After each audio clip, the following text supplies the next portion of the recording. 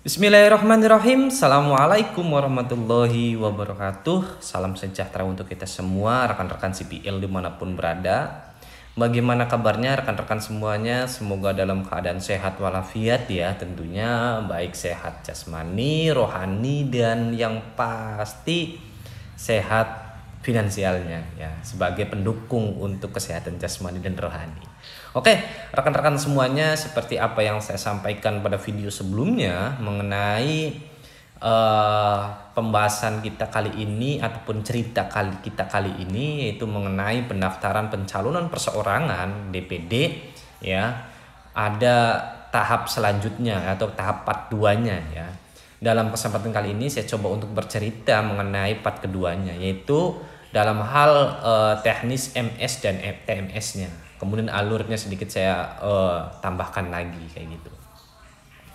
Oke teman-teman semuanya, untuk regulasi masih sama ya, yaitu Undang-Undang Pemilu, kemudian ada PKPU 10 dan PKPU 13 tahun 2022.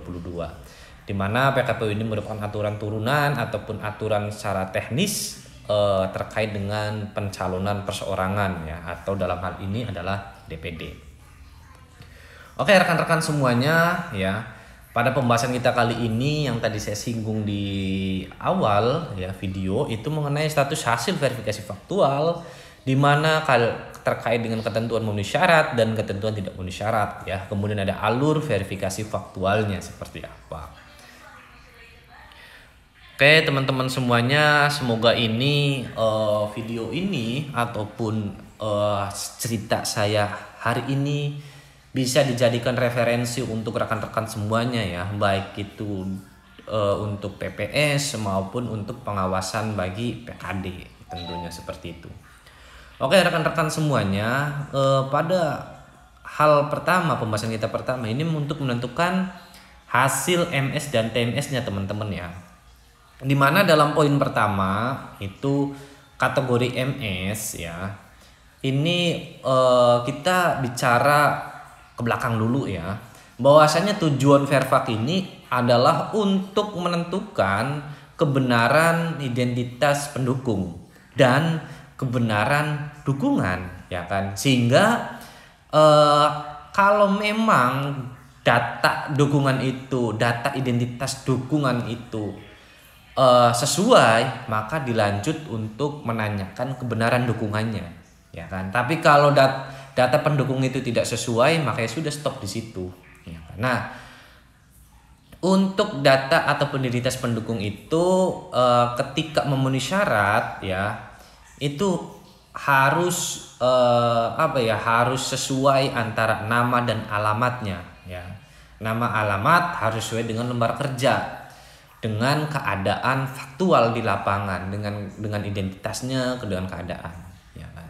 Namun bagaimana ketika memang terdapat ada calon pendukung ya yang yang beda nama, dalam artian gini, namanya itu harusnya Darsam tapi dalam LK Darsim ya. Kemudian di alamat itu sama, RT 1 RW 1 ya, Desa Cemara ya kan, Kecamatan Mawar ya kan, Kabupaten Blimbing ya, itu semuanya sama, tapi yang membedakan adalah nama. Dan di dalam dan pada RT tersebut itu nggak ada nama Darsim, adanya Darsam ya kan. Maka kita cocokkan dengan nicknya udah sesuai ya antara LK dengan identitasnya, maka dalam hal ini bisa menjadi kesalahan operator ya, typo, sehingga kalau menemukan hal demikian masih tetap menurut saya itu memenuhi syarat ya gitu.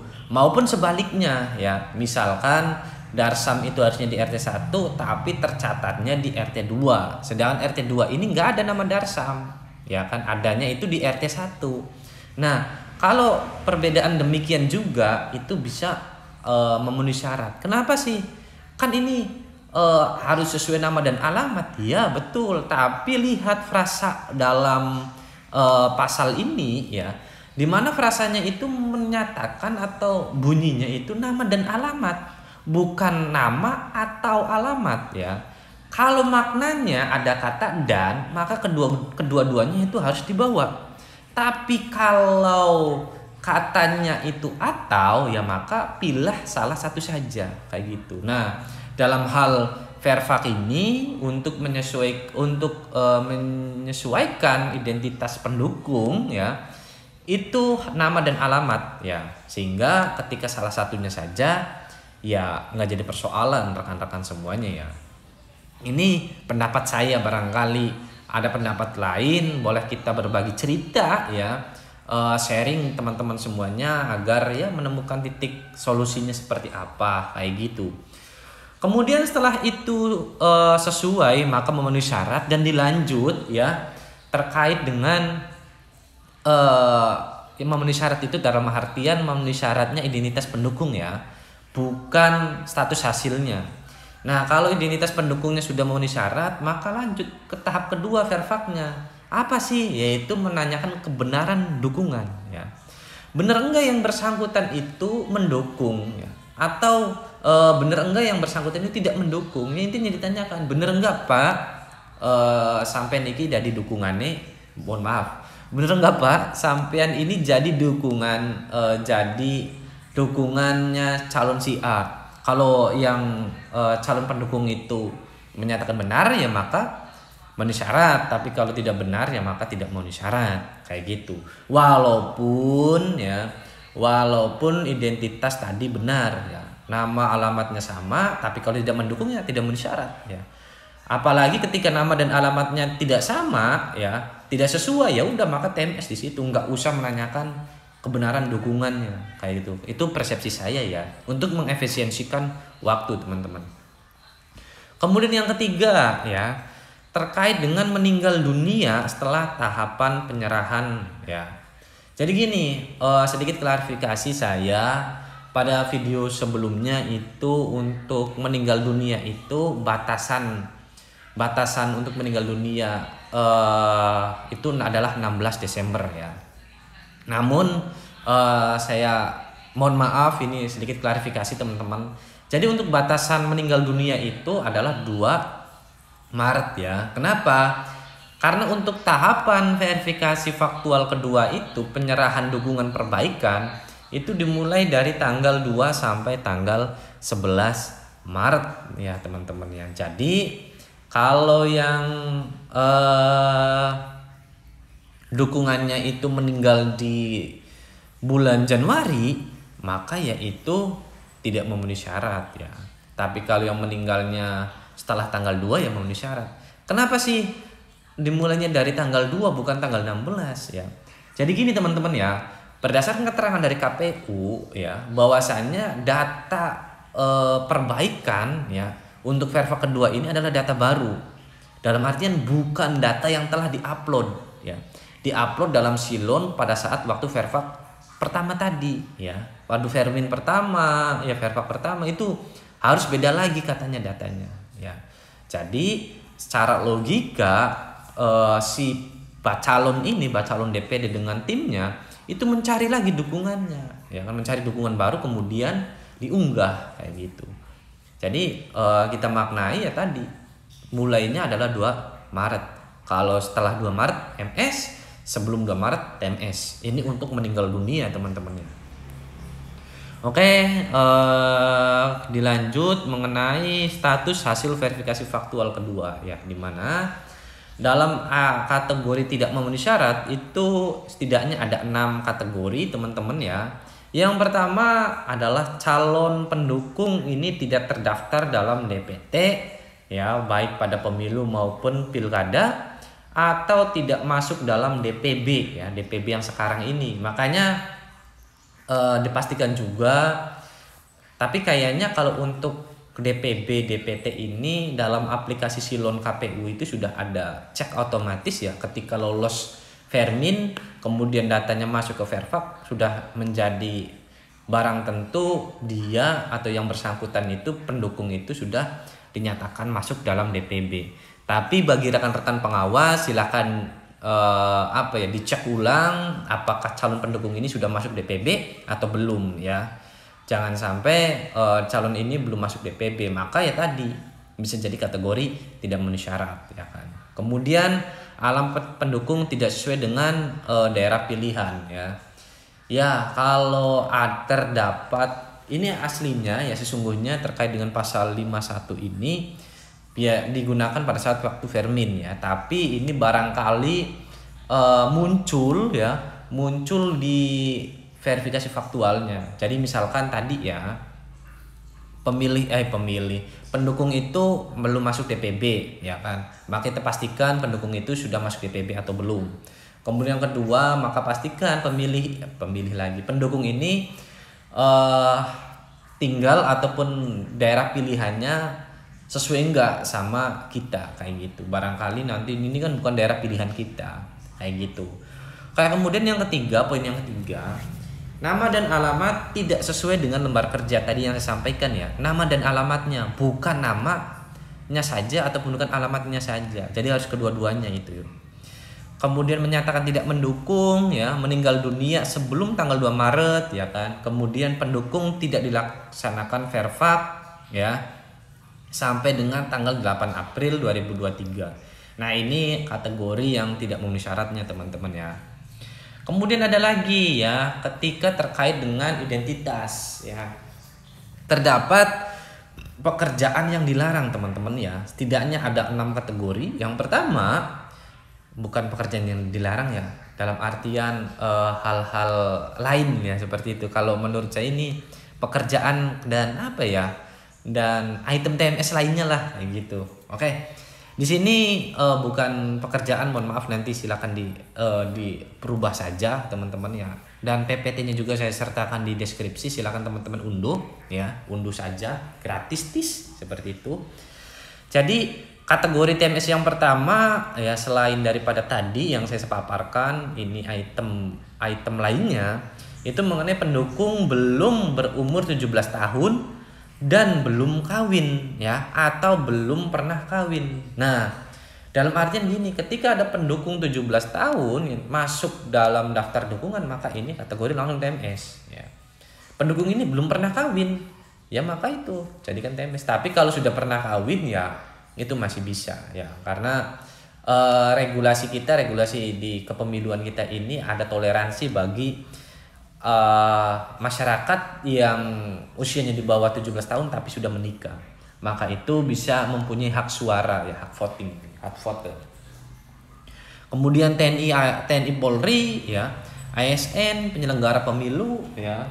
Penyelenggara pemilu ini tadi mulai dari KPU, Bawaslu, kemudian PPK, Panwaslu Kecamatan, PPS, PKD, ya. Itu bukan hal-hal yang dilarang. Jadi ketika ada PPS, ya udah nanti jadi TMS, kayak gitu, ataupun Panwaslu Kecamatan, ya, TMS. Beda cerita ketika Panwaslu Kecamatan ataupun PKD ataupun PPS, PPK, penyelenggara pemilu hal ini ya menyatakan dukungan, ya, saya benar mendukung, padahal dia penyelenggara pemilu. Nah, ini teman-teman Panwas makanan empuk kayak gitu, bisa langsung jadikan temuan kayak gitu, ya. Kemudian ada kepala desa dan perangkat desa, ya, itu nggak boleh mendukung salah satu calon DPD, ya, harus netral. Kemudian jabatan lain yang dilarang oleh peraturan perundang-undangan.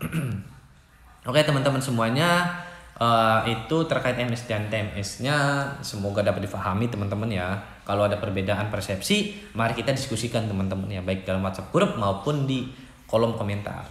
Oke, kemudian ada alur metode pelaksanaan verfak ini, ya, teman-teman. Nah, metode verfak itu kan secara langsung dan tidak langsung tentunya, ya. Jadi ini saya bikin alur terlebih dahulu, ya. Semoga ini enggak salah, ya, karena tiap daerah itu mempunyai persepsi yang berbeda-beda mengenai tahapan-tahapan mana dulu yang harus ditempuh. Jadi verifikator pertama itu adalah langsung, ya, mendatangi calon pendukung, ya. Maka calon pendukung itu ditemui atau tidak ditemui, ya. Kalau ditemui, ya, maka ditemuinya di mana? Di rumah atau tempat lain, ya, ditemuinya, ya, kan, kayak gitu. Ataukah memang ditemuinya dikumpulkan oleh LO di sekretariat PPS ya untuk dilakukan verfak. Ya kan, maka ketika ditemui, maka ditemuinya apa dulu? Datang ke rumahnya atau dikumpulkan? Kan kayak gitu. Setelah misalkan datang ke rumah atau dikumpulkan, maka dilanjutkan tahap verfaknya ya, yaitu untuk mencocokkan kebenaran identitas dan kebenaran dukungan kayak gitu. Nah, namun bagaimana yang tidak ditemui ya? Yang tidak ditemui ini ada persepsi itu bisa langsung di panggilan video ya, video call ya. Karena dalam frasanya itu waktu seketika, pada saat itu ya, waktu seketika itu yang dimaknai bisa langsung di video call ya. Nah, itu juga nggak jadi persoalan ya, barangkali ada yang menggunakan metode itu, kemudian setelah video call langsung ya, dan dipastikan pengawas juga mengamati hasil videonya, bener enggak sih dukungannya, kemudian sesuai enggak sih identitasnya, kan kayak gitu. Nah, ada lagi misalkan tidak dapat ditemui, itu lembar kerja ini kan dikumpulkan lagi, kemudian diserahkan ke KPU ya kan. Maka KPU itu menghubungi LO bahwasanya ini nih data-data yang tidak dapat ditemui orang-orangnya. Maka KPU meminta untuk bisa melakukan panggilan video atau rekaman video untuk dilakukan verfak. Ada yang metode seperti itu. Ada langsung panggilan video, ada memang dikumpulkan dulu kemudian diserahkan ke KPU, ada ya kan. Jadi mana saja yang efisiensi sih waktunya, yang penting sesuai dengan prosedurnya ya. Dalam artian jangan lebih waktu batasan ya, kayak gitu dan sebagainya. Oke teman-teman semuanya, di sini ada alur pelaksanaan verfak ya.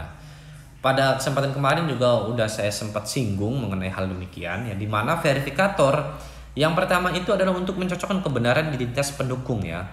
Tidak sesuai ataukah sesuai. Kalau tidak sesuai, yang tadi saya sampaikan, namanya tidak sesuai dan alamatnya tidak sesuai, maka udah menjadi barang tentu itu adalah TMS.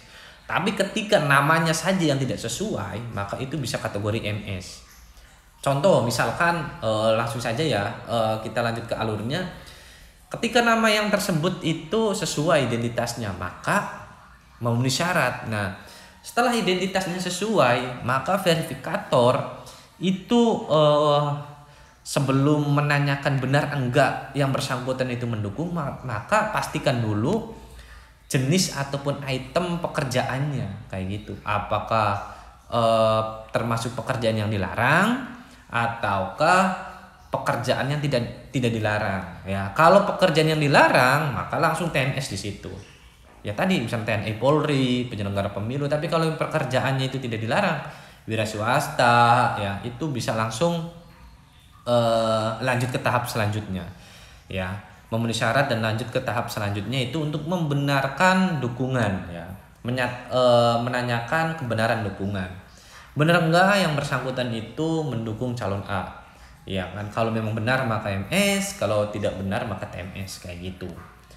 Itu teman-teman semuanya. Dan terakhir ini sedikit saya mempertegas terkait saksi ya, karena ada beberapa perbedaan ya. Saya cerita juga itu waktu di daerah saya pada saat verfak pertama itu terkait keadaan saksi ini sempat menjadi tanda kutip perbedaan pendapat ya. Jadi gini, saksi itu diperlukan untuk 3 hal ya.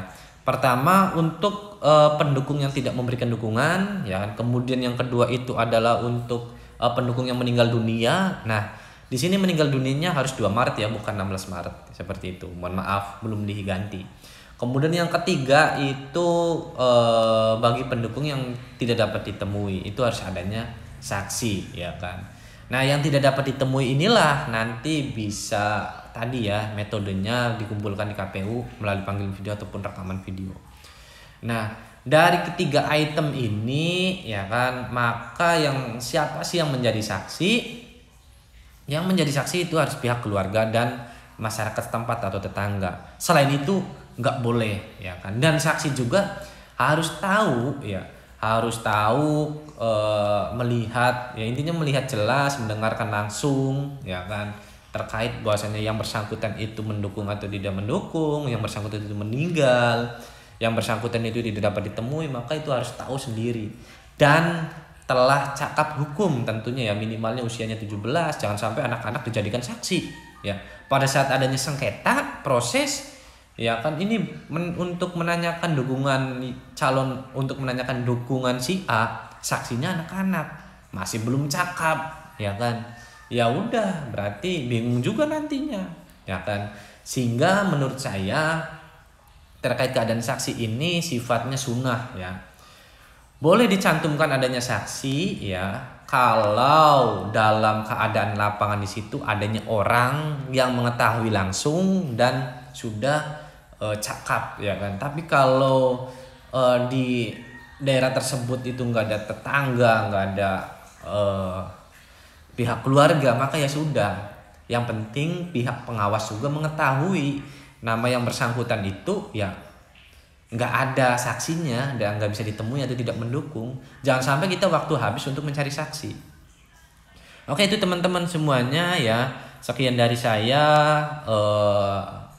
Saya mohon maaf apabila ada kesalahan kata ya, kesalahan cerita ya kan, pemaparan ini. Saya tunggu saran dan kritikan teman-teman, masukan, kita sharing mengenai tahapan Verva kedua ini ya teman-teman semuanya. Saya akhiri, terima kasih atas segala perhatian dan mohon jangan lupa untuk di-subscribe, like dan share teman-teman semuanya. Terima kasih. Saya akhiri, wallahul muwaffiq. Wassalamualaikum warahmatullahi wabarakatuh.